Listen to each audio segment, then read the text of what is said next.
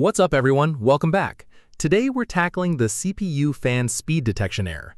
This one's a little different from a regular fan error, and a lot of people get confused by it. So let me break it down and show you how to fix it. The CPU fan speed detection error specifically means your motherboard can see that something is connected to the CPU fan header, but it's either unable to read the RPM signal properly, or the speed it's reading falls outside the expected range. Modern CPU fans send RPM data back to the motherboard through a signal wire. That's what the 4-pin connector is for. If you're using a 3-pin fan, you're already working without full PWM control, but the motherboard can still read the speed. A 4-pin fan gives the board full control over both speed and monitoring. If your fan is spinning but the board can't detect the speed, the tachometer wire inside the connector is likely the issue. Start by opening your BIOS and navigating to the hardware monitor or fan control section. Look at what RPM is actually being reported for the CPU fan. If it shows 0 or a very low number, even though the fan is clearly spinning when you look inside the case, you've got a signal problem. This could be as simple as a damaged connector pin, a frayed wire near the header, or debris caught in the fan that's causing it to stutter.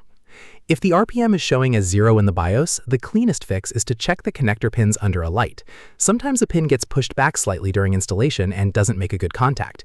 You can use a thin object like a toothpick to gently push it back into position. For people using fan adapters, splitters, or extension cables, these can sometimes interfere with the RPM signal. Try connecting the fan directly to the CPU-fan header with no adapters in between and see if the detection comes back. Fan splitters in particular can confuse the BIOS, because the RPM signal from multiple fans gets mixed, and the board may not know how to interpret it. Another thing worth checking is whether your cooler's fan is actually a PWM fan being run in DC mode.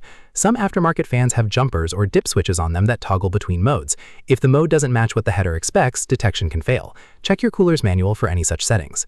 If you verified the hardware is fine and the error persists, you can usually suppress it in the BIOS by setting the minimum fan speed threshold to a lower value, or by enabling the Ignore CPU fan option if your board has one. This is especially useful for passive coolers or unconventional cooling setups.